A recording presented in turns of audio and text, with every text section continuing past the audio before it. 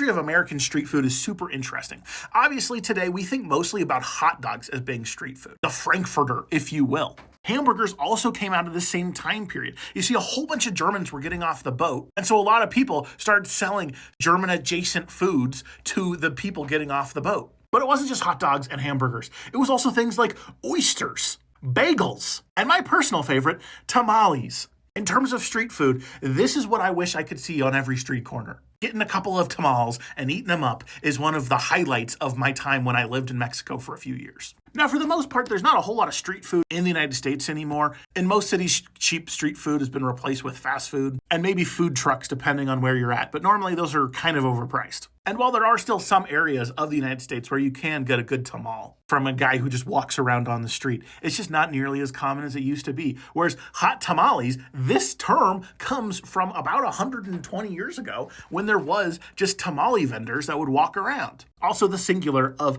tamales is tamal, not tamale.